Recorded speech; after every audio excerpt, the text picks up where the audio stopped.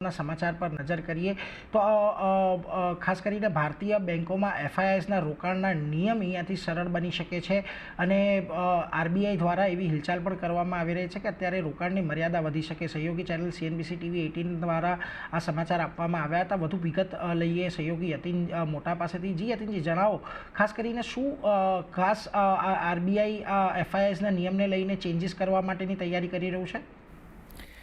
તો આરબીઆઈ જે છે એ મોટા પગલાં લેવામાં કદાચ એક અનાઉન્સમેન્ટ કરે અને જે ફ્રાઈડેના પોલિસી છે ત્યારે અનાઉન્સમેન્ટ આવી શકે. CNBC TV 18ના ન્યૂઝ રિપોર્ટ મુજબ આરબીઆઈ અત્યારે એફઆઈઆઈઝ અને જે ફોરેન ઇન્સ્ટિટ્યુશન્સ છે તેમને બેન્કોમાં જે સ્ટેક વધારવાનો પૂરો નિયમ છે એમાં ઢીલ આપે, એમાં કોઈક નરમાશ આપે એવી ન્યૂઝ રિપોર્ટ્સ સજેસ્ટ કરી રહી છે. ભારતીય બેન્કોમાં આપણે અત્યારે જોઈએ તો અપ્રુવલ બેઝ સિસ્ટમ છે, જ્યાં એક કેપિંગ છે ફોરેન ઇન્સ્ટિટ્યુશન્સ માટે સ્ટેક વધારવા માટે.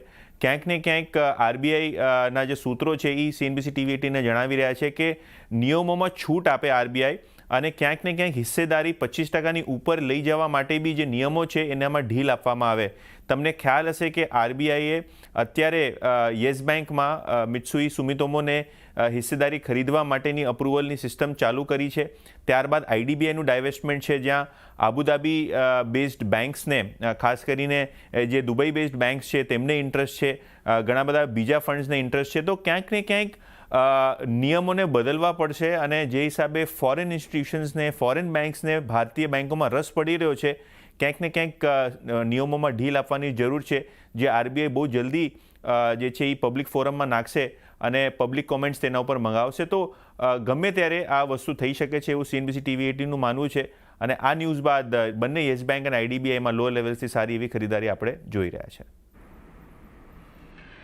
યતિનજી, આભાર અમારી સાથે જોડાઈને સમગ્ર વિગત આપવા માટે. તો જુઓ, ખાસ કરીને આરબીઆઈ અહીંયાથી આ પ્રકારે નિયમોની અંદર ફેરફાર કરીને જે વિદેશી રોકાણકારો છે એમને એક રાહત મળી શકે છે અને એને લઈને જો આજે આઈડીબીઆઈ બેંક પણ આપણને એક અત્યારે સારી તેજી દર્શાવી રહ્યો છે. 2% તેજી અહીંયા આપણને આવતી જોવા મળી છે. ખાસ કરીને